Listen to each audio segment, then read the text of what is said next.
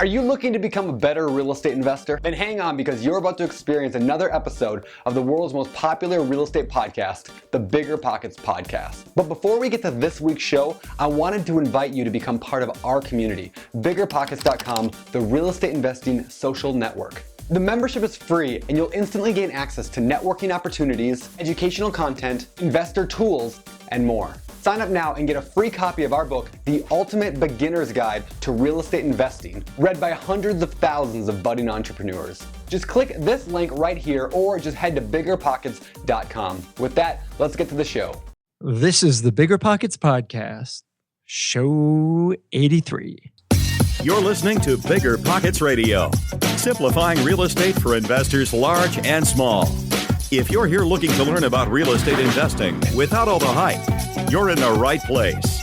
Stay tuned and be sure to join the millions of others who have benefited from BiggerPockets.com, your home for real estate investing online. What's going on, everybody? This is Josh Dorkin, host of the BiggerPockets Podcast, here with the man wearing the Frank the Tank t-shirt.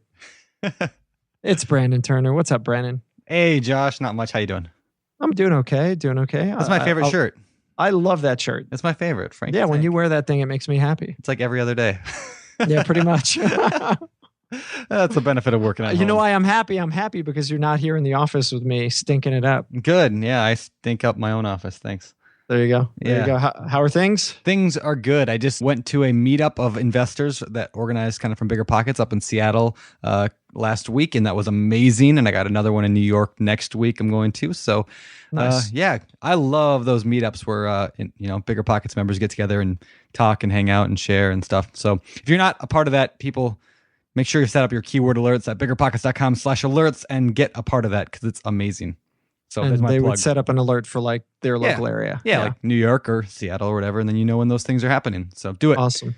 Yeah, no, that's great. That's great. Cool, man. Well, all's well on this front. We're just working away, trying to hire a couple people and build the BiggerPockets team out and trying to make that happen. And it's very exciting watching this place grow. So, but with that, we've got an interesting show today. And before we go there, why don't we get to today's quick tip? All right, today's quick tip: create a mission statement for your real estate business. In this show, we're going to talk about how and why, and our guest is going to share her exact mission statement, and I think you're going to love it. That's all we got. So today's quick tip is get out there and make sure to create a mission statement for your business. It'll help you, at least in my estimation, have some kind of purpose for what you do. So yeah. She has some good insight on that today, so we'll talk about it.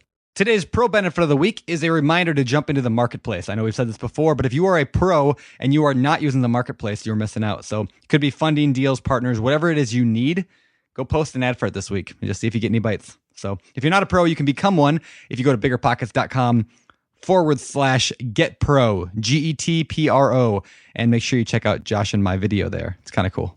Yeah. All right. Well, with that, let's get to the show.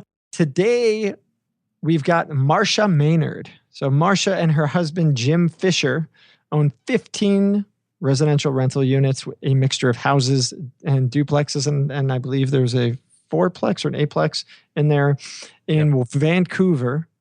That's Vancouver, Washington. If you didn't know, you just learned. Yeah, there's a Vancouver, Washington. Today, we're going to talk a lot about landlording with integrity and instituting a slow but steady and powerful strategy for using real estate to help fund your retirement. Cool. All right. Last thing I want to point out before we get to the show is actually in this show, Marsha, she has a ton of good tips and stuff, but one of the things that I thought was the coolest, she actually talks about the questions that she asks tenants on the phone before showing them a unit.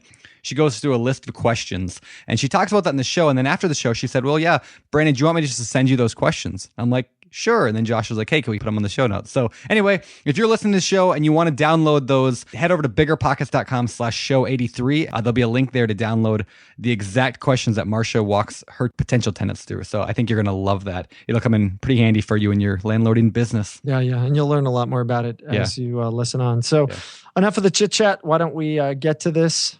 All right, Marsha, welcome to the show. It is awesome to have you here with us. Thank you. It's a pleasure. Great. Yeah, this is actually our second interview within like a month of somebody from the same town of Vancouver, Washington. I think people are going to think that I'm only picking my, local favorites, but Yeah, you're stacking the deck a little yeah, bit. I actually didn't know. I thought it was Longview. Oh, you're right. It was Longview. And those are, how far away is that? Like, It's an hour okay. So there's a little bit of difference or there. less. So, yeah. Do you guys want to just do your own show? And We I'll might. disappear? Yeah, go take a nap or something, Josh. No, Vancouver is right down near Portland, correct? You're pretty close to Portland, Oregon. Right. Vancouver, Washington State, not to be confused with Vancouver, BC. Yes, which is really frustrating when I tell people one or the other. I don't know. I'm sure it's more frustrating for you. You have to always say that, but I don't know. Somebody should tell Canada to get their own. Washington, we are the first Vancouver. Okay, yeah. So somebody But definitely we're not should. the biggest. That's for sure. Somebody needs to call up Canada and tell them to give us our city name back. But with that, let's get to our interview today. We're going to talk about landlording. We're going to talk about kind of your story, how you got started, what you're doing. So maybe we'll start there. Why did you get into real estate? Like, what was your beginning? Okay, well, I rather married into it. I got married in July, and afterwards my father-in-law said, well, welcome to the family business. And I said, what family business? And he said, Fisher Properties. I said, cool, because I'd always had an interest in real estate. And I had some experience in Seattle when I lived in a house share situation, and I had gotten into the situation. I realized that there was no rental agreement. The elderly gentleman who owned the house had made all his rental agreements on handshakes. I convinced him to get a rental agreement. That would be a good idea. And there were 4 rooms. And I quickly learned that you really can only have 2 nesters in a house share situation. Because what do you mean by that? People who really root in and they bring their stuff and they want to have design ideas as to what to do with everything in the house. So if you have too many nesters in a house share situation, it doesn't work. And so I decided to rent out rooms, subletting. I didn't know that's what it was called at the time. The owner was fine with it. And I put up an ad on the bulletin board at the University of Washington Medical School. And I had medical school students coming in and staying for 3 months at a time. And it was great. I met a lot of great people from around the country, and it was pretty exciting. But I think that I was actually all along primed for real estate investing because one of the first words I learned to spell was monopoly.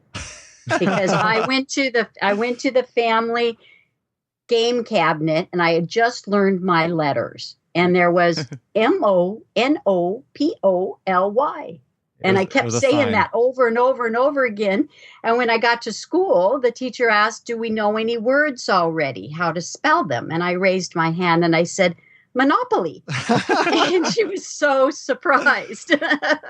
That's funny. And I loved that game. And then when I graduated from college, I asked my brother, my older brother, who happens to be a real estate attorney, I said, oh, do you have any advice for the new graduate? And he looked at me and he said, real estate, not plastics. Really? Now, if you ever saw the Graduate movie with Dustin Hoffman. Of course. And they're convincing him what field to go in. And one guy says, one word, plastics. Yeah. Well, my brother said one word, real estate. There you I go. guess it's actually 2 words.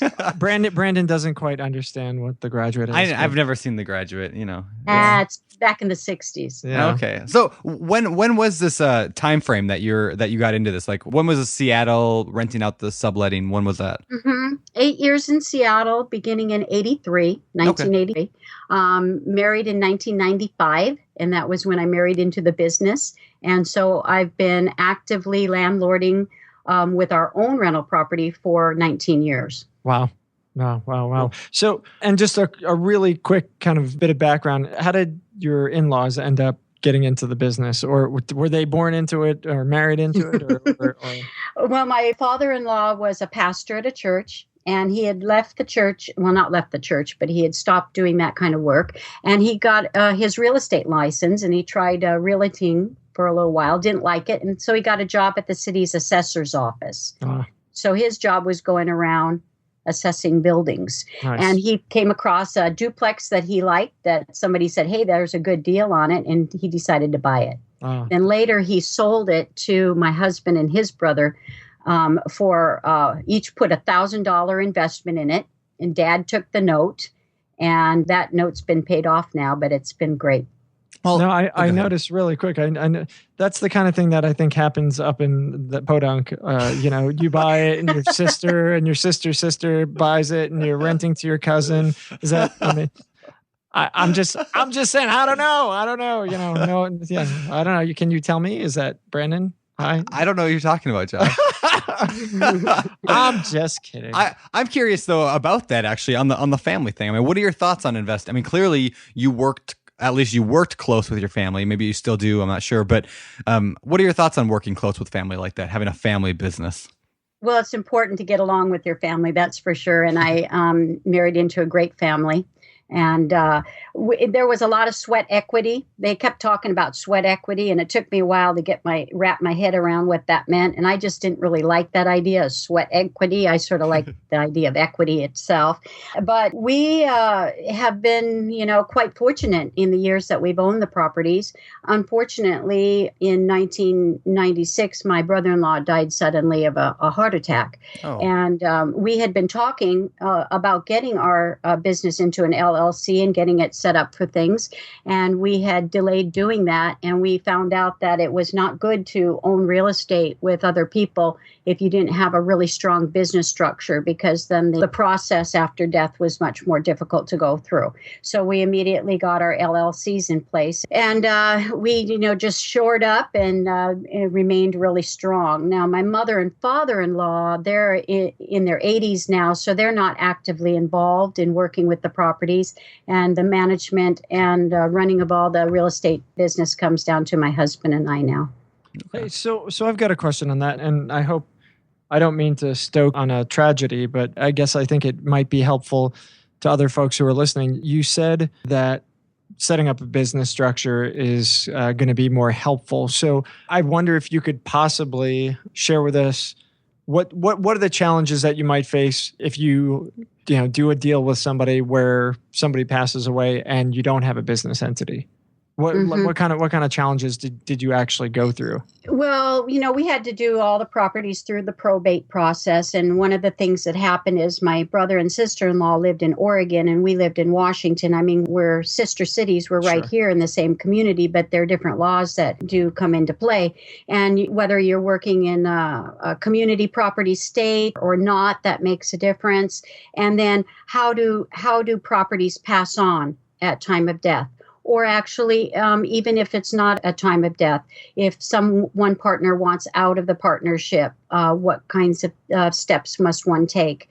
And there's a lot of structure for that. And so we got our LLCs. I mean, of course, there was the idea of limited liability protection, but we really looked towards our insurance for that, not so much our LLC. And we have a strong umbrella policy. But going to an attorney who specialized in setting up these kinds of business structures, she sat the whole family down and asked really good questions of us so that we could outline exactly how our business ran and look at all the scenarios of what could happen and then what would happen. Yeah. And, to anybody listening, obviously, Marsha is not an attorney or an accountant. And so obviously we urge you to, talk to your own on these things. But I think that's really, really good advice. And I guess you get two ends of the spectrum. You get one end of the spectrum where you have new people who are like, oh, well, I can't invest because I got to set up an LLC and I got to do this and I got to do this. And then they get all, they get crazy with what they need to do and they never do anything.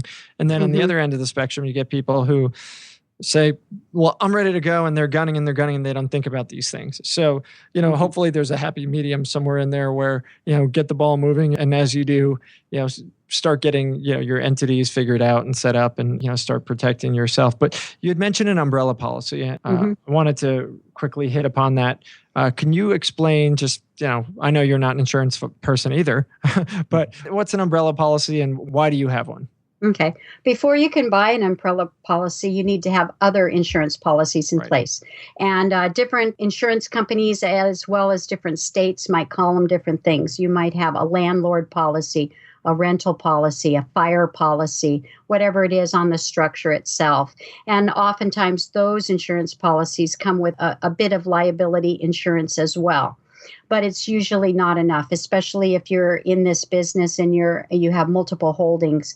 And then you want to have a bigger policy. And an umbrella policy we hold a $1 million policy for umbrella. And it's very inexpensive considering the amount of value you get from it. You just never know when something might happen on your property, or if somebody might accuse you of something happening that didn't happen. You want to have as much protections in place as possible. Gotcha. Yeah, and you can actually do that as a non-investor too. So if you have your car policy and your house policy, and you think, hey, I just want to kind of get a little bit of extra protection for whatever reason, you can also do that. So I think umbrella policies are great. I think they're a good Absolutely. idea. So right on. Yeah. Well, hey, let's go back to your story a little bit and talk about you guys. You said you got married in, what was it, 1995? Is that right? Mm-hmm. All right. Right. And when did you buy your first investment property, whether it was you or you and your husband? Right. Well, 1995 is when I sort of came into the properties of one house and two duplexes. Oh, yeah. And then in year 2000, we just happened, somebody at our church son was moving out of town and wanted to sell his house. And we piqued our interest and we asked about it. Wasn't even on the market. And we bought a house like that. We got a little mortgage on it. We still have that house, have a good mortgage rate on it, and rented it out. And then in 2005, my husband, just out of the blue, thought we should buy this 8-plex I see. So we Nice. ended up buying an 8-plex, Nice. And it was really 4 duplexes together. Yeah. It's funny. I love having conversations with investors, whether it's Brandon and I just chatting and him saying, yeah, I just, I don't know. Everything was okay. I was hanging out last night and now I have another house. Or, I've had that conversation with a lot of, active investors who are kind of out there doing their own thing. You always seem to hear that exact same thing. We were just talking to somebody and he had a house and we ended up buying it and it just kind of fell in our lap. And I know we've talked about this a few times, particularly we covered it in a recent show with Michael Quarles, but part of you guys actually buying that house or quote, falling into that house, you didn't fall into the house. I mean, you tell people what you do, right? People know that you're a real estate investor and that's part of your own kind of marketing, isn't it? I don't think we've talked as much about our real estate investment enterprise at that time as we do now. Now we're much more open about it. Now we actively let people know.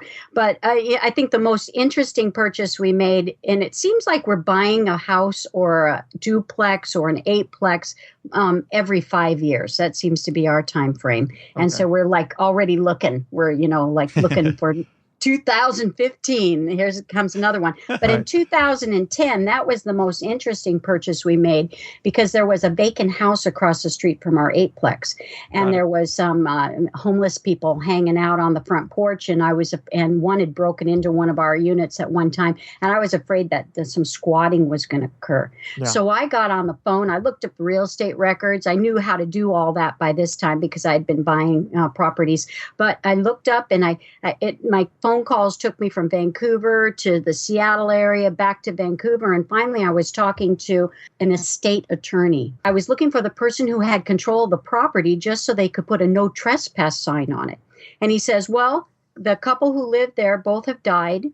The house is in foreclosure with 2 banks and it's on a short sale. And we've just turned it over to get it listed with a realtor. You want to buy it? And those were the magic words. Yeah. You want to buy it. Yep. And I thought, well, we weren't looking for a property right now, but why not? Let's take a look. So we called up the real estate agent, the listing agent, happened to be an old friend of one of my husband's buddies. Nice. And she says, well, I'm going to go put the sign up in the yard today. Come meet me at noon. We went there at noon. There was one other couple there looking at the house. We took a look at the house. Within a half hour, we made a cash offer. Nice. For the asking price, which was $100,000. And that particular house now, the real market value is somewhere between $160,000 to $180,000. Gotcha. And it's rented. And so we have no mortgage on it, which is nice. And we put in about $15,000 rehabbing it because it was really, really in poor shape. Smokers, big dogs, all the damage that can come from both of those. Gotcha. Gotcha. So let's talk about that a little bit. So there's a couple things that come to my mind. First, on the cash offer. So you make the cash offer, put $100,000 down, you buy the property. It's now worth 160. But from the sounds of it, you have not taken anything out of that property, correct? In other words, you don't have a note on the property. Correct. Today. Oh, so I assume you took some cash out, or is that not what you did? No, that's not what we did. In fact, our whole strategy is buy and hold. And one of the things that we love to do is pay off properties and have a lot of cash flow coming in, and then buying more properties with that cash flow. And of all of our properties, we own 15 rental units, but they're in the form of 3 houses, 2 standalone duplexes, and then the 8-plex. And only the 8-plex is on 2 tax lots. So we have 2 mortgages there, and one of the houses we have a mortgage, but everything else is paid off. So we have a strong cash flow at this point. We like that. That's cool. And, one thing that I think is interesting about that, a couple of weeks back, I wrote a post called like a slow, boring, awesome way to invest in real estate or something like that. And, I'll link to that in the show notes. But the idea was kind of that same strategy you're talking about, is buying rental properties, paying them off as quickly as possible, using the cash flow then to buy more. So I'm wondering, so it's kind of cool that we're talking to you and I just wrote that post, but why is that the strategy you chose? I mean, a lot of people we interview on the podcast are like, they're buying dozens of houses every month and they're flipping and they're wholesaling and they're doing all this stuff and they're just working so hard. Why do you choose to kind of take it more easily and buy them slower, once every 5 years, pay them off? Yeah, well, we don't do real estate investing full time. My husband is a professional pianist, entertainer, and I am a professional sign language interpreter. And we absolutely love our careers. And we have the real estate, and we absolutely love our real estate, and we love working it together. And it comes to a matter of where we put our energies and efforts. And we like to keep all of our rental properties close to our home. We like to own and manage our own properties. We enjoy working with people. We enjoy the concept of landlording, and it works for us. We also, are in our 50s now, our late 50s, I might say. And so, that has something to do with it too, because in terms of the security of certain investments. And we're building our portfolio for our retirement cash flow. Yeah. Gotcha. I like that. I really do. I mean, I think people get so caught up in the idea of all these cool strategies that we talk about and that are possible, right? I mean, there's hundreds of ways to make money in real estate and people just get so excited about that. But in reality, like what you're doing is amazing. It's awesome, right? It's building wealth slowly, one house, one property at a time. And I think that's great. And let me add to that. I mean, I think something else comes into play here. Marsha said that she and her husband both love their jobs, which you'll find a lot of people. In fact, the front page of BiggerPockets is this lady trying to escape out of a cubicle. Yep. A lot of people hate their jobs, but there are a lot of people who love it. So those folks sit and say, well, can I not be an investor? Of course you can. There's a way to do it. There's a way to love your job and go out and buy it. And, maybe you're not going to be as aggressive. And so I think it's fantastic that, you take it piece by piece, little by little, and grow. And you're ultimately, I'm going to say this delicately, you're closer to retirement than I am. So, and some people might say, hey, well, when you're closer to retirement, shouldn't you be accelerating? And presumably you guys have been, financially responsible and have been putting money away. So, it looks like you're not in a rush to do anything. So, ultimately your strategy should be reflective of where you are and what you're trying to do. So, all my life, I have always made more money than I spent. Yeah. And I love that. And I am not one to hold debt. We maintain FICO scores at around 800, which allows us to get really good rates when we do go out for loans and to get really good prices on things that we're buying. Yeah, for sure. And, it's funny, this morning, Brandon and I were having a conversation about that very post that he had written, and he had talked about some of the comments that he had gotten. And a fair amount of the comments were people talking about, well, I have we're a family of 4. How do we put money away? That's impossible. You just can't possibly do that. And Brandon and I were talking about it. And, I've got 3 kids. So we're a family of 5. It's not easy.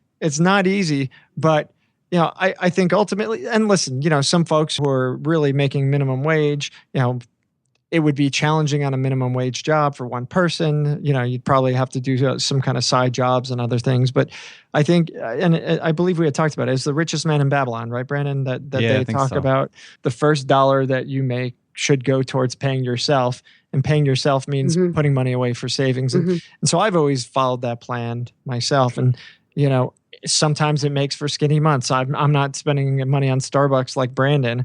But I think, if we all, stop and look at our financial pictures, I'd say the vast majority of people can probably find a way, even if you're in minimum wage, put away $10 a month, just something so that you start training yourself to put money away and put that first dollar away and start to build up that savings. That's all you have to do. And an emergency fund is critical. And I would say before you invest in real estate, make sure you have your emergency fund in place. And different, people have different ideas of what that might look like. Some say, 6 months income. Some say 8 months income. Some say 10 months income. Whatever it is, have an emergency plan in place. And when you're in real estate investing, you have to have those resources available for anything that comes up as well. Yeah. That's excellent advice. Yeah, I think, I guess this is the Marsha show, not the Brandon show, but if I could just offer my advice out here real quick. This is what I tell people all the time, is that going back to what we talked about a few minutes ago about, you're investing on the side, it's part-time, this isn't your full-time gig and you love your job. So I always recommend people do a job that you absolutely love. If that job happens to be flipping, if it happens to be wholesaling, if it happens to be creative real estate investing, then do that. But invest in real estate on the side, no matter what you do. So you could be flipping houses and investing in real estate on the side, because you could be wholesaling and investing in real estate on the side. You could be a sign language interpreter and rental properties are investing on the side. So do something that you love to do, make decent money at it, and then just live frugally, or at least live smart, like you're doing. And yeah, you can do amazing things. I think you don't have to flip houses or wholesale just to, make it someday and wealthy. So, but some jobs, admittedly, some jobs that people love to do don't pay anything. Yeah, but it's true. But I really think, like, I don't know. Goes back to the what's that game called? Cash Flow 101, the game by Robert Kiyosaki made that game. Anyway, in that board game, like you start out as a character. You can pick a janitor. You can pick you get a character at random, and you make a certain amount of income. And almost all the time, the janitor making like 20-something thousand a year at the beginning of the game can retire or win the game just as easily, if not easier, than the lawyer can, who's making 5 times more. It's not about how much you make, it's about how much you keep, or in how smart you are at handling it. That's my 2 cents. I don't know. Marsha, what do you think? Well, and that is absolutely true. Money management matters. And it means matters in that it's important, and money management matters in terms of all the things that you have to do. And if you don't put some effort and resources in honing a system, an organization, a way of keeping track of your money, a way of investing it wisely, then you're going to folly at some point. And I think that the whole idea of what our approach is, not only are we doing real estate investing, but we are providing homes for people to live in. Yep. And we do have a mission statement, and that is we strive to provide safe, clean, affordable, comfortable, and quiet housing for responsible renters in the neighborhoods of West Vancouver. And so we have a real people focus in our business, and we partner with community partners such as the local housing, law enforcement, a number of missions in the area where we live, so that we're part of this community fabric. And that's real important to us too. Can you talk about that mission statement a little bit more? Is that something that you guys had up front, or did that develop over time? Do you recommend a new investor create a mission statement? What are your thoughts on the whole thing? Absolutely. I think you should have a mission statement. I think what happened is that after I married into the business and we started talking as a family, and then my husband and I decided to do some investing on our own, we decided to take a marketing class. And that was a very good thing to do. And in the marketing class, they helped us focus on who is our ideal client, and how are we going to market to that individual? And then what would be the one thing that we can say? I have it on my business cards. I tell people, oh, yes, I invest in real estate, and this is what we do. And when we first came up with our mission statement, we strive to provide. At first, we had said, we provide. And someone in my local rental association said, well, you can't guarantee safety. Yeah. And I thought, you're right. Yep. And then my husband and I, and we love to travel, and we're on the plane, and there the president of one of the airlines comes up and says, we strive for safety. And I think, okay, great. That's the word they use, because that's what we're striving to provide: safe, clean, affordable, comfortable, and quiet housing. I love that. And we strive to that. And then all of our policies and procedures then develop around those particular values we have. And when we go out and market, when we talk to people in the tenant screening phase, then we say, do you share our values? You know, how do you feel about this and this? And that gets into a real good conversation, and we're able to have much more success in picking good renters that are appreciative of being where they are, who we appreciate having there. Yeah. I really like that. I love that idea of having a mission statement that says, here's what we stand for, here's what we believe. Do you share those values with us? And I think that's awesome. And on a larger scale, I mean, if you're going to expand, if somebody's listening to the show who maybe has a lot of rentals or wants to get a lot of rentals, the nice thing about that is that you get that mission statement up front, and then all your employees and all your contractors and all your everyone, they understand that this is what we care about. This is what matters to us.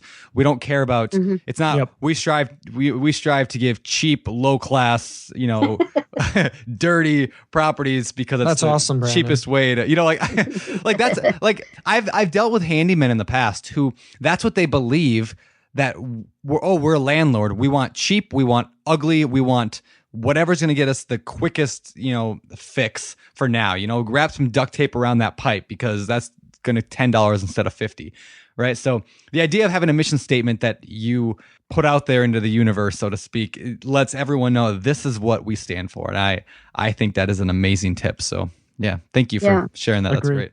Well, everyone needs to start with a dream. Yeah. And then after that, you visualize your dream, you set up measurable goals, and then you take action, and a lot of people aren't taking the action that they need to. And then you need to reflect upon that action that you've taken. And then you need to improve upon that.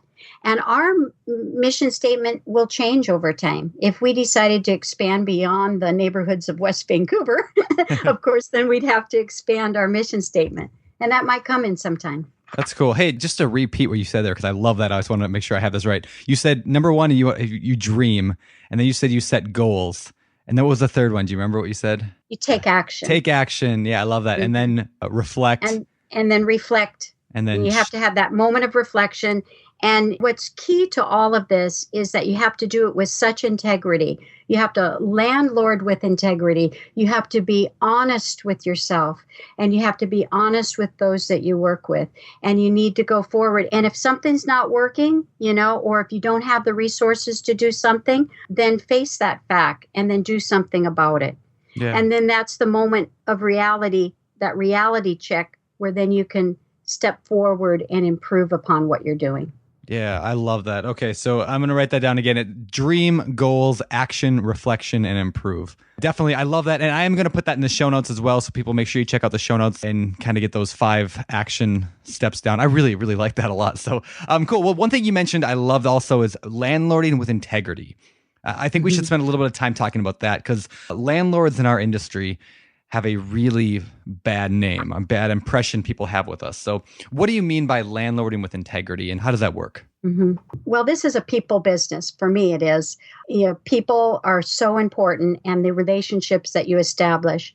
And starting out with integrity means that you yourself have a quality of being honest, and you have a quality of having some strong moral principles that you stand behind. Honest, you're fair, you're ethical, in how you're sincere, you're truthful, you're scrupulous. And then those are that's what you value, that's what you bring to it. And then your actions have to show that. So you have to have a consistency of caring through from your values into your actions and your interactions with all people that you're working with. And it's not just in working with the tenants. It's also working with your business partners, working with your vendors, working with the community leaders, going out, working with law enforcement in your area, working with the housing programs in your area, working with your neighborhood associations. And you carry that through in everything that you do, and it becomes part of the fabric of who you are and how you operate. And then you make decisions that are in alignment with that. That's cool. And I'm assuming then as a result of that, you get tenants, hopefully, that are the same way. They're tenants with integrity. I mean, that's the hope, right? Well, one of the things that we do is we specialize in low-income housing, as well as mid-income housing. We do both. And not all of our tenants have been raised in a family of integrity. Not all of our tenants have been raised to understand how to be a tenant and how to be a good tenant. Yep. And so then part of what I do is I put forth, okay, these are our expectations. This is how you can meet our expectations. If they deviate from that, then bring them back into an alignment. In 19 years with 15 rental units, we've only had to do 2 evictions, and that's pretty good odds for that. And both of those, it was a very heart-wrenching process to go through. However, we followed through on what we said we were going to do, and we stood with integrity. And both of those tenants, interacted with us even through the eviction process in a very positive way. Yeah, and that is so important. I know as a landlord, I oftentimes get really, I don't want to be the good guy and the nice guy when dealing with those kind of emotional issues and a tenant trying to screw me over, because they do. And when they, I just want to I just want to be a jerk to them. But at least if I can hold up the integrity on my side of things, I can't do anything about what they're going to do. They're going to do whatever they're going to do for the most part. But if I can keep my hands clean on my side, then at least they can never come back to me and say it was my fault that anything of this happened. And And it all comes down to it's all about choices. And we bring that to our tenants. We'll say, you have some options. You can choose this or you can choose that. And if you don't want to choose this, then maybe the choice you're making is to find another place to live. This isn't working for us. Or if you're asking for these things from us and this is not what we have set out to provide, then, maybe you need to make different choices. And it's amazing how many times when you give back to the tenants and you say, listen, I'm going to be open and honest with you. I'm going to treat you with respect. I'm going to be fair in my dealings with you. I'm going to do things that will help, show you that I value you. And you can choose to accept that or not, your choice. And most people do choose to work with us and work very well with us in that process. Some of the things that I've learned in talking with tenants about different things, if they ask me to do something, even in the interview process for the application process, or after they're one of our tenants, they ask me to do something that I don't want to do, that it's not in our line of doing, or I've decided not to, I might say that would be very difficult for me. It would be very difficult for me to do that. I rarely ever say no. And I learned that from some cultural things that I learned about Japanese culture, about never saying no, but saying, that would be very difficult for me, or I'm not prepared to do that. But what I am prepared to do is this. And whatever it is. And you negotiate. Everything's negotiable. Yeah. And then if somebody wants to work with you, great. If they don't, it is what it is. And you move on. Yeah. I like that. Funny, me and Josh were just talking about this morning about kids. When you tell kids no flat out, it's oftentimes very difficult. Where if you can give them, well, here are your options. Choose A, B, or C, and that you may mention that too. Like giving options, I think that's a terrific way to handle conflict. Or if, like you said, if they're asking you to do something you don't want to do, I can't do this, but here's option A, B, or C. Pick one. I like that. Yeah. So you also mentioned, not all tenants are raised understanding how to be a good tenant, understanding how to be even like a productive member of society. Sometimes I notice some people they weren't raised that way. How do you as a landlord, are there any specific things you can help like, help people with on how do we train a tenant to become a better, do you sit down with them and walk them through some kind of like rent talk or anything like that? Or is it just, what's your process? Well, one of the things that I did is I volunteered down at our local housing authority and teaching some classes to people who've screwed up their rental history, people who did the wrong thing. And it was called a Second Steps program, and it was like getting a second chance at housing. And I taught a class on money management matters, but the two most popular classes were the initial inquiry and interview, how to present yourself when you're out looking for rental, how to evaluate what would be a good home for you, what kind of questions to ask, and what kind of information to share with the landlord, being truthful about your past history if it wasn't so good. Some of the people in the class had felonies on their records or had evictions on their records or other very undesirable things, how to present that in a way so that you can move forward and put that in your past. And then I also taught a class in the local program on how to establish and maintain good landlord-tenant relationships. While I was teaching this class, it just struck me how many people there had never, ever learned how to be a good tenant. And they didn't realize that they as a tenant are as valuable as to the landlord as the landlord is to them, that both need each other. I, as a landlord, need good tenants. Tenants need good landlords. Yeah. And I think part of the hard part is, as a landlord, we're vilified. And I think it's rightly so in many cases, in some cases. But, I also think that there's this, man, this is going to go the wrong place. But, there's a lot of entitlement in society and things like that. And I absolutely agree that the job of a landlord is to provide a good, safe, clean place for their tenants to live. And the people who don't do that do an injustice to everybody.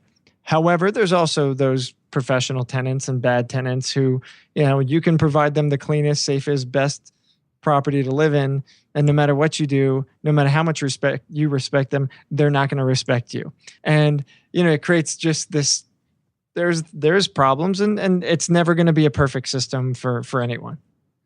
I would say you always need to take the high road, even when you're faced with that type of individual, and realize that your tenant screening process, of course, I know many people have talked about that, and it's essential. That's where it all begins, and is with a really good tenant screening. And we have 3 phases to our tenant screening. One is the telephone interview, where we do the screening and the interview. The second is the showing of the property, where we do our observations. We're observing. We're getting a lot that way of more knowledge about the person who's interested in our property. And also we're having conversations. And then the third part is the written application and all the background checks, and really being thorough in that. And when you shortchange yourself in any of those steps, then you can get into a situation where you have an undesirable person living there. Undesirable because they're not following the property rules. They're not following the terms of the agreement. And at that point, the deal is off, because we start with an agreement, and we bring people back to the agreement again and again until they get it right. And if they don't get it right, they're on their way. Now, I've mentioned that we've only had 2 evictions in 19 years, but there have been many times when I've just said to the person, it looks like it's not working out for you and it's not working out for us either. Let's sit down and work out a move out plan. Yep. And then we go from there. I think that's an awesome idea. That's one of the reasons that I originally did only month-to-month leases. Now I do, I'm starting to do more annual, but I did that because I wanted the ability just to say, hey, look, buddy, this isn't working out. Let's talk about ending your lease and having you move out. I've paid people to move before. That hurts the pride a little bit, but it saved me a lot of money in lawyer fees and wrecked houses. And it works out. And then I'm also not, when you go through an eviction, like eviction is the very last thing I ever want to do for somebody. Not just because it costs me a lot of money, but because it wrecks their future for a long time. So like that's the last case scenario. I try to do everything I can before that. And maybe that just drives me a little crazy, but I think that comes back to the integrity, landlording with integrity thing is always, I mean, we are in a position of power as landlords, and we are in a position to help people. And we're obviously further along in financial I don't know what you'd call it, a stability. So maybe there's something that we can help them with. And I think that's maybe not our job, but maybe it's a society responsibility. I don't know. So going back to... And really quick, I mean, I agree for the most part. I do, as somebody who has seen the absolute worst in people, in tenants that I've dealt with, I get that there are folks in a position that deserve a second chance. Absolutely. And at the same time, there are also those folks who are out there looking to take advantage of landlords, and their mission is to get away with what they can get away with. And, there's no answer to that problem, unfortunately. I think the only answer is good screening and good screening and talking to previous landlords and frankly, doing your diligence. And the only way to stop those people from doing what they do is to get them to evict them and to shout and scream from the top of your lungs to anybody who calls and asks how this guy was as a tenant, and let them know exactly how they were, because I don't know. I mean, otherwise, who's the next victim? Who's the next victim? And then ultimately, does that person end up homeless? No. At some point, somebody's going to rent to them. And at some point, again, they're probably going to take advantage of them. And I guess the key is, as a real estate investor, making sure you're not that person. Absolutely, yes. And being open and honest with other landlords as well, who call you for references. I can't tell you how many times we rent to people and they move on somewhere else and nobody calls us for a reference. I know. None here. None at all. Yep. And I'm thinking, what's going on here? Even our good tenants, the people aren't calling for references, which makes me think that there are a lot of landlords who aren't doing all their due diligence. Yep. Yeah. I said this before on a recent podcast. I think in my 8 years of doing this with, 50 or 40 some rentals now, I've gotten like 4 phone calls in 8 years from references asking about it. I mean, like, it's insane. I mean, I've been through hundreds of tenants now, and I've had 4 phone calls. Yeah, that's crazy. It just shows that 96% of landlords are not doing references, which is the number one, probably most important part of the entire screening process. Yep. It arguably is the number one most important thing, is how have they been, because that's how they're going to be. And that's why you're finding and buying cheap properties, because they're out of the business. Yep. And because those are the properties that people, they don't stay landlords because they can't. And those are the folks who not to turn this into a big fat ad, but those are the people who we as a community need to be bringing on to BiggerPockets and get them tuning into this show, to learn these things so that they can learn to help themselves. Because I really do think it's a shame. You find so many people who are like accidental landlords or hobby landlords. I was one of them when I started, I mean, I thought I knew what I knew, and that's why we have BiggerPockets, thank God. But there's so many people who are in a position where, they're getting burned left and right, or they don't know what they're doing, or they just don't have the time or energy to figure it out. And, sadly, they're the ones who are getting taken advantage of, or who are making really bad financial decisions. And I wish somebody could go and do a survey, and maybe that's us at some point, to find out what percentage of landlords are maybe happy landlords. Not that they're happy in life or what they do, but they're, not just hating what they do because they're lost. And I bet you, if more people kind of took the approach that you take, Marsha, which is, treat people well, and just be careful. Just be careful.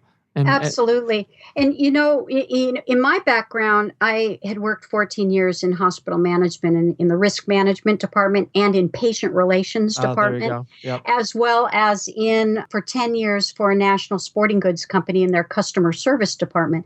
And what you learn, what I bring to my landlording skills is that knowledge of, I can see through people pretty well, and I know what questions to ask in order to ferret out the people who are trying to snow me in some way. Yeah. And I'll catch them right in there. But I'll do it I'll still have a smile on my face, and I'll say, well, it's just not going to work for us. Good luck. Oh, that's your situation. Hey, have you seen this website? There might be somebody out there who will will have something for you, looking, sort of give them other resources to follow.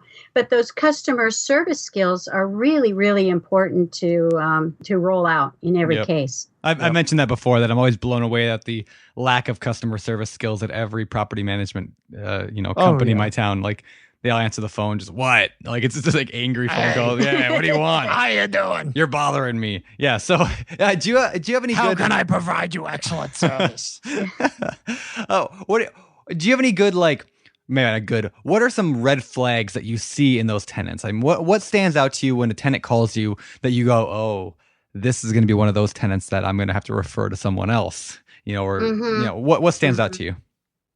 Well, I have a pretty thorough telephone screening and then interview process. And then when I pick up on something, I'll ask a question a little bit different way to ferret out more information.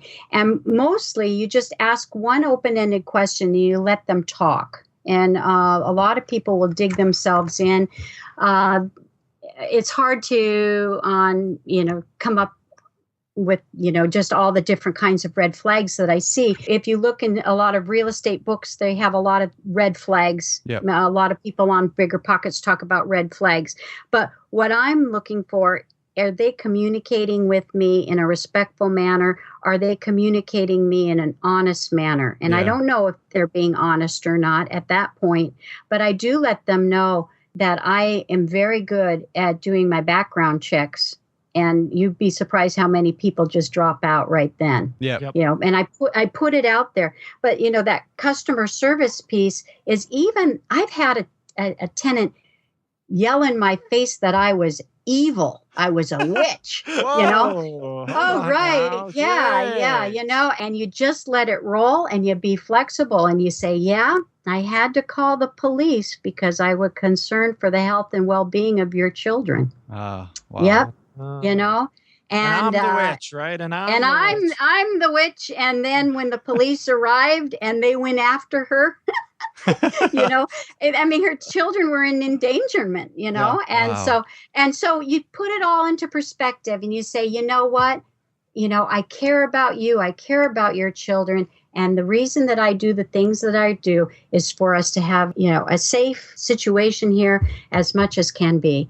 And, it's not easy. I mean, I've gotten real frustrated with some tenants before, and I just have to take a time out, just calm down and learn how to Can you teach my kids that skill? Not react. Yeah. And to do as much preparation in advance and sort of think through. After a lot of experience, you get to be able to anticipate the moves and the counter moves. I look at it like much like a chess game. Every move that you make, there's going to be a counter move, and you need to be prepared for that. And you need to be looking, 3, 4, 5 steps ahead as to this move is going to bring this counter move.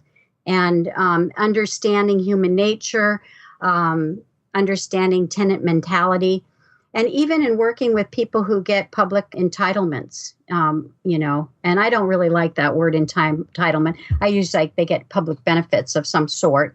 Okay, so there are people who abuse that system, sure. No doubt. But there are a lot of really well-deserving people who are dependent on that system, yep. And do contribute in their own way to the health of the community. Yeah.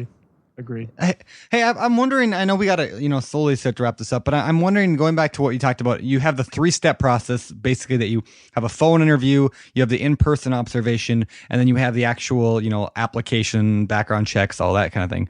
I'm wondering, just because this is a pain point for me as a landlord, when I get a phone call from a tenant or from a prospective tenant, they call me and they want to go look at a property, and I go show it to them. First of all, half the time they don't show up. And then the people who do show up, half the time they're clearly not qualified, despite me telling my qualification records, requirements over the phone. Do you have any good tips on how to not waste time as a landlord showing units that should have never been shown in the first place, or getting through the screening process and wasting your time? Like, how do you handle those phone calls?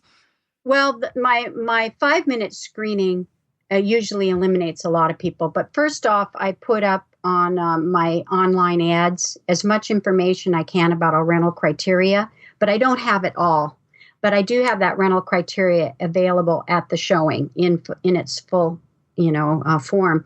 However, in the telephone screening, I will ask enough questions, and the key areas I'm going to ask about a little bit about who they are, why they're looking now, what kind of features they're looking for to see if it's going to be a good match for them and a good match for us. And then I'm going to go into a little bit about rental history and about income and about credit history and about legal history. And I don't shy away from any of my questions, and I ask 3 or 4 questions in each of those categories. And I am honest with people, and I say, that's going to be a deal breaker for us. I'll just say it just like that. Well, that's going to be a deal breaker for us because we don't rent to smokers, for example, or that's going to be a deal breaker for us, whatever. And then I'll say, but however, I know somebody who does, rent to people who have horses or whatever it is, Yeah. But is that a protected class now? Yeah, horse owners, right? But in that whole process, and I don't usually show the place to somebody who doesn't pass our telephone screening. Sometimes there'll be somebody who insists. But that got scary one time for me because there was a person, because while I'm telephone screening, I must mention, I'm at my office with my computer and I'm already looking them up on the legal records in my area. And I can pull up all sorts of information. I have an unlawful detainer booklet for our county that goes back 7 years and unlawful detainers. So as I'm talking and doing the telephone screening, I will be bringing up information. And then if I see something, I might just sort of ask them this question. Well, can you tell me about, this, and usually it is them. Sometimes it's somebody with a similar name. So you have to be careful there. But then I'll sort of bring it up right at that point. Well, one time there was a person who was really, really pushy who wanted to see one of our houses. Well, I pulled up the legal record and she had personal injury claims history on a whole lot of people, including some management companies for some property owners. Mm-hmm. And I knew that if she even came to my place, just to see it, just to see it, there might be a possibility that she would claim an injury. Yep. And even if it was unfounded, and all of the cases I was reading about were unfounded, then I would still have to go through a legal process that I just did not want to do. Yeah, that's scary. And that's a really, really good warning. So let's just really, really quickly repeat to people who are listening. You're going through the unlawful detainer record. That's not where you're finding the information on the personal injury though, is it? No, I'm looking up at some court information. Okay. And where is there a specific website or? Certain states have easier access to court information than others. So there isn't anything I could say that would apply to the audience of BiggerPockets. But generally, you're looking county courts or state courts? I'll start out with Washington state courts. Okay. And it won't give me everything on that site. And they've closed down a lot of things that used to be more open. But even if certain court records are available for viewing of the public if you go down to the courthouse. Hopefully you don't have to get to that point. Yeah. But it's just that, when people start asking me questions in a way that start shooting off multiple red flags, and then I'm seeing just how many times that they were, either a defendant or a plaintiff in superior court, then that's going to sort of clue me in that I need to dig deeper. Oh, yeah. Okay, so I can dig deeper, in terms of my interview on the phone. And it gets really touchy because, some people say, well, you can't discriminate. You can't, you have to allow everybody to have an application. You have to allow everybody to see your property. And I haven't bought into that.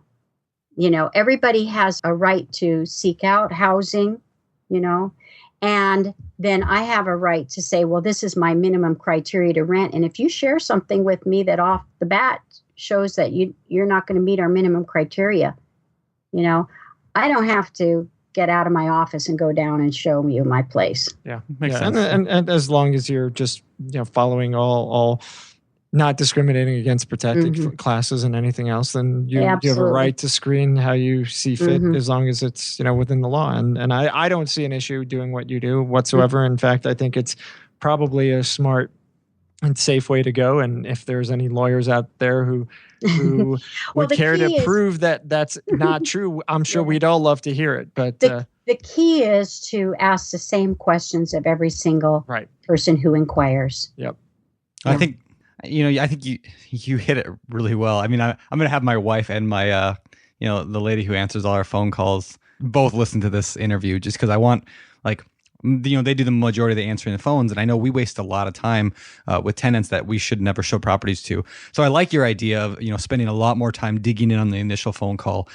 I think what we do a lot more of is well, here is the property, here's a description, here is our qualifications: 3 times monthly rent, no felonies. Would you like to see the property? But I think a little bit deeper digging in the beginning also would help probably weed out those who are just tire kickers. Like they don't want to waste their time on a 5-minute phone call if they're calling 30, ad or phone numbers in the newspaper. So I think that's great. Really great. Yeah. Cool. Last question from me, and then we'll probably move on. I'm wondering how you advertise your vacancies. I mean, are you doing Craigslist or newspaper? Oh, we've done a number of things over the years. In the old days, we used to, just put a sign up. Then the internet, we started doing rental property before the internet too, on my in-laws side. And they used to use the newspapers, but of course that's not used anymore. Everything's online these days, it seems. Yeah. And we find that one of my favorite websites is PadMapper. PadMapper.com, PadMapper. And I refer a lot of people who are seeking housing to PadMapper because it takes its listings from Craigslist, from Padlister, from ForRent, from Housing Connections, from a number of online sources. And that's a great thing. So I might list on Padlister, which is related to PadMapper, or most often in my area, Craigslist works. But Craigslist is a place you have to be very, very careful because there's a lot of scammers that work Craigslist. And so if you go that route, however, I used to put out signs as well each time, but usually the people who saw the signs, they didn't know anything about the property because they hadn't looked at the ad. Yep. And if I did have a sign, I'd have to say, please look at the ad first so that before you talk to me. But now I found this last time I had 2 vacancies, I put an ad up at 8:30 p.m. on a Sunday on Craigslist and said to only call between 8 a.m. and 8 p.m. The next day, the phone rang. I had 2 days of phone calls. Then Tuesday, I showed it. And Wednesday, I had 3 applications. And Thursday, I was doing the background checks and made the offers on Friday. And I had somebody move in on Saturday morning. Oh, cool. And it just happens that quick. But there were, for those ads, there were probably over 100 phone calls that came in. And so you have to dedicate yourself to be ready to answer the phone. Once you put the ad out, you have to be ready, and you have to be streamlined enough to go through the calls really quick. Yep. Yeah. That's Makes great. sense. Awesome. Makes sense. Yeah. Well, I think it's great, and I think there's a lot of great info that folks can learn. I think I want to reiterate something that you said that I think was extremely important, which is make sure that you screen everybody uniformly. That way, nobody's got any excuse or reason why they can say, oh, well, these are the 6 questions I got, and they seem pretty weird. And suddenly, they go and find out that you're asking varying questions to varying people. And arguably somebody can go up and say that you're trying to discriminate for whatever reason. And clearly you're not. So, just kind of wanted to reiterate that. And otherwise, again, I think just being careful, I try as much as possible to tell people to be safe. There really are a lot of scammers out there, and finding a way to make sure that those folks don't show up in your properties is really, really important. And make sure also when you go show the property that someone else knows that you're going to show the property and who you're showing the property to. Yeah. And have that information. I had one time when I was showing a property and the person started to get a little out of hand while I was showing it and started yelling at me because I was asking too many questions and this and that. And she was just totally going off base. Well, the gal who helps us with our properties was nearby in ear range, and she immediately came up the door. Everything all right? Yeah. Knocked on the door. Everything all right? I said, we were just leaving. And I left out. And I said, you know what? I'm going to give you your application and your application money back because we're not going to process this application. Yeah. All right. Good stuff. Well, I think it's time for the fire round.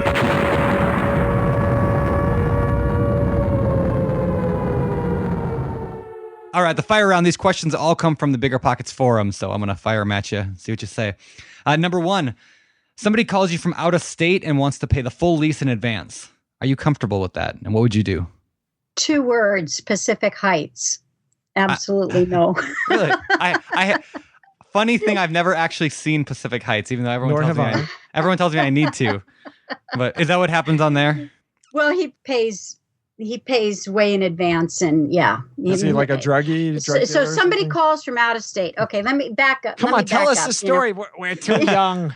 No. You can get it on DVD. You can download it on the internet. I'm sure. It's a great show. It's a thriller. It's a landlording thriller, and you've got to see it if you work with in the realm of landlording. If a person calls from out of state and you're saying that they want to see the property, they want to pay down on property unseen. Is that what I heard? They want to pay in advance. Yeah, exactly. A year in advance. Yeah. Well, one thing, we only do month-to-month rental agreements. Okay. For 2, if I did enter into a longer lease arrangement, I would still have them pay the monies month to month and not in advance. And if they're from out of state and I haven't been able to properly vet them and go through I have rented to people who moved in from out of state. I have no problem with that. But if they're out of state, they need to go through my application process. And my application process does require me to meet them at the property, as well as have them fill out all the applications and for me to check their ID and all of that. Yep. But if they called from out of state, I'd do the interview with them on the phone. And then I'd say, when will you be in town? Great. And go from there. That's great. Cool. Right on. All right. What's your best landlording tip for turning a rental unit over? Ooh, this is a good one because we just finished a turnover in 2 weeks, and we usually take more like 2 months. So, we have not been so good in our history of turning properties over real quick. And my husband is a professional pianist entertainer, as I told you, and I'm a professional sign language interpreter. So our hands and fingers are very important to us. So we do not try to get into anything that can damage us and our hands, the tools of our trade.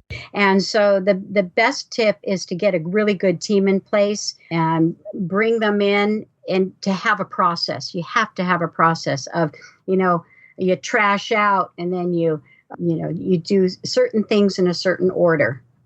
And that works best. But you have a timeline too. And we recently read an article in one of our local landlord newspapers about how to turn a place in 3 days. Yeah. So we posted it up in our mirrors, we're brushing our teeth. We're going to do it in 3 days this time. Well, we couldn't because we had to replace floor covering and everything. But you have to stay on it and have a good team in place. Yeah, no, that's great. And I'm glad you came across that article because I wrote it. No, I didn't write it. I'm just kidding. No, I'm glad you came across that article because when I hear 2 weeks, I start having palpitations. Unless there's floor covering or something, pretty extreme. I think even 2 weeks is a pretty long time for a turnover. Mm-hmm. Yeah. We're probably and part of it is because it depends on the extent of if it's just a turnover or is it a rehab turnover. Right. There's a difference. No, and agreed. The apartment we just finished needed all new paint, ceiling, walls, all new floor covering, all new countertops, etc. Yeah. So it's certainly going to take longer. Yeah. I'm probably an average of a week, probably to turn over a unit. I'm guessing beginning to end. If it needs new carpet and stuff, maybe 2 weeks. You got to wait for the carpet guy. But anyway, cool. All right. Question number 3. If you wanted to raise rents on your tenants, how do you inform them? Do you have any good tips on informing tenants their rent is going up? Yeah, I just use a standard form that I filled out called a rent raise letter. And in it, I try not to say too much because you don't need to say too much. Simplicity is good in this case. Tenants don't really want to know all your reasons why you're feeling the need to raise the rent. But then I time it so that if I like to do most of my rent raises in May, effective May 1. I just sort of like May Day, I like that. and if people decide that they don't want to go along with it, it's easier to rent at that time of year if I need to turn the apartment over. But I don't raise rent every year. And that's the one, my longest term tenant is with us 26 years. Wow. And that's good. And we have a number of other tenants who've been over 10 years with us. And their rents are not way below market, but they might not be right at market. They're like $30 off market right now, which is not much. And so we have raised, but when I do a rent raise, I usually combine it with some kind of upgrade in their apartment at the same time.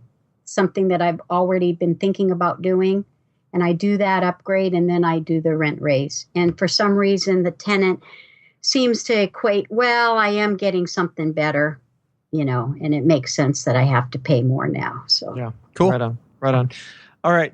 Your tenant pulls up and parks his 18-foot boat in the front of your property. What do you do? We have in our rental agreement rules about parking and about things that can fit in a standard parking space or not. Yeah. And if the vehicle is brought onto the premises, then they'd be in violation of our rental agreement, and they would get what we call a parking violation. A move it or lose it warning. A little form that I have that I put and I talk to them about it, and I say, so you're going to need to find another place for your boat. Now, one of our tenants happens to be a long distance truck driver, and he parks his 18-wheeler on a side street where he's allowed to by in our city in this particular spot, not all places. But the person parked the boat in front of the property and they were in violation of the city ordinance, then they would also be in violation of our rental agreement, because in our rental agreement, we have a term that they have to be in compliance with all city ordinances. Yeah. And so we would inform them of the city ordinance and we'd talk to them about moving it. There you go. Cool. Right on.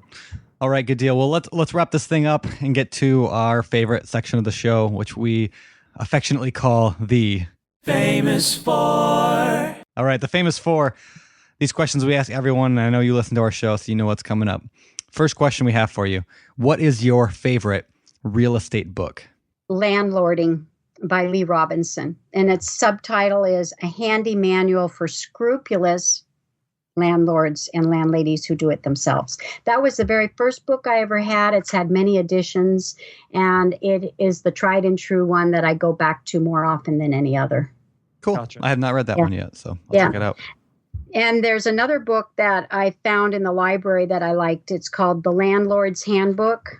Okay. And that is by Daniel Goodman and Richard Roosdorf. And its subtitle is A Complete Guide to Managing Small Residential Properties. Nice. Never heard of that one either. Yeah, me neither. Cool. Fabulous. All right. What about business books? Any favorite business books pop out? Well, the one that I have been reading this past year that I really like is called Your Best Year Yet. And it's by Ginny Ditzler. What's the premise? Its subtitle is The 10 Questions That Will Change Your Life Forever. Gotcha. And it has a lot about goals and goal setting, a lot of information there on that. Nice. Another one I like is called The Customer Rules, and it's by Lee Cockerell, and it's subtitled The 39 Essential Rules for Delivering Sensational Service. Nice. And Good. then the last one. Oh, the list goes on. For everything, for life, is Enthusiasm Makes the Difference by Norman Vincent Peale. Right on. Good choices. I have not heard of really any of those. I heard of a couple of them, but I've never read any of them. So I love new book recommendations. Always good. Right on. What about hobbies? What do you do for fun, Marcia? Well, I like to travel. My husband is an employee with a cruise line, and he plays in there. Cool. I was wondering that earlier when you said he played piano and he's entertainment. I thought, yeah, he's the piano bar entertainer for a major cruise line. So we get to go a lot of places. He's been doing that for over 10 years, as well as locally. And I like outdoor human-powered sports. I like yoga and meditation. And I like crossword puzzles. Nice. And Scrabble. Cool. And chess and reading, but I mainly read for information, not novels. Right on. Ah, cool. You and I should play chess someday. We'll have fun. Oh, I love that. I'm actually not very good at all, but actually Scrabble's my forte. I would take you on in Scrabble. I'm not very good at that either, but I have fun with it. All right, last question of the famous four. What do you believe sets apart successful landlords from those who fail? Belief in oneself, a supportive family and friends. And if you're not born into a supportive family and friends, you can quickly find a supportive family on BiggerPockets. Let me tell you, when I discovered BiggerPockets 6 months ago, I wondered what took me so long, and I've been in the forums so much. I haven't even explored the depth of the website and all that you guys have set up for us. Really having integrity, being truthful and honest to yourself, knowing when you go forth, know that you can do this and be honest with yourself.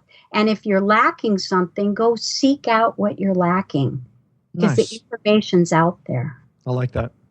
Especially the compliment on BiggerPockets. Yeah, that's nice. I mean, it really is kind of a family. You got the guys who like to, yell and scream. You got the drunken uncle. You got, Brandon over there, and you got all these. Well, I'll tell you, my husband and I both work late, and I sometimes get home before he does. Yeah. And when he comes in the house, he'll come back to my office and he goes, "Oh, are you on the computer with your BiggerPocket friends again?" Huh? And I go, "Yep." Nice. And when he goes out on the ship, and we talk to each other, every day when he's out on the ship, he'll be gone for, 30 to 45 days at a time. And I will be at home running all the rental property business when he's gone. But we talk every day, and then I'll share with him things I learned on BiggerPockets. Oh, cool. And then at one point, I found out he joined BiggerPockets in order to watch what I was doing. He thinks you're cheating on him. He's not active. He's not active other than he reads BiggerPockets. He doesn't post, but he joined BiggerPockets so he could see, not to watch out on me because we have a great, strong, trusting relationship. But he was excited by what I was sharing with him. That's great. That's great. All right, Marsha. So before we let you go, where can people find out more information about you? You got a website or? I don't have a website. I don't have much of an online presence, but you can find me on BiggerPockets, and I'm very active in the Landlord forum. That's great, and we do thank you for that. We do indeed. Yeah, you offer some really great advice. That's what stood out. That's why we asked you to be on the show, because I know you offer a lot of great advice. So yeah. Right on. Well, thanks so much, Marsha. We really, really do appreciate you being here today. And we also appreciate you getting involved and being active on the site. And we'll look forward to hearing about that next purchase in about a year. Well, we're already looking at properties now. Right on. 2015, then 2020. 2015, yeah. We might bump it up. Who knows? It's just the year that we buy. One time we bought an 8-plex. Who knows what we're going to buy next year? Yeah, go crazy. Yeah. Go crazy. Yeah. All right, Marsha. All right. Thank you very so much. Thank you. All right, bye. All right, guys, that was our interview with Marcia Maynard here on the BiggerPockets podcast. It's people like Marsha that make, I really do think that make BiggerPockets a special place that it is. I love that she called it a family because I think a lot of us feel the same way. I know one of our previous guests called BiggerPockets his mistress. So that was Michael Quarles. Anyway, yeah, it makes me happy to hear that people feel that way, and I appreciate it. And anyway, there's tons of great tips in today's show, and I definitely appreciate you guys having a listen. Yeah. And like we said in the introduction, I said earlier, if you want to download the exact questionnaire that Marsha uses to screen all of her tenants on the phone, just go over to biggerpockets.com/show83, and I will put a link there so you can go download it. So definitely download that today. Right on. And finally, if you're not following us on Facebook, Twitter, G+, LinkedIn, YouTube, that's right. Follow us on YouTube. Please do.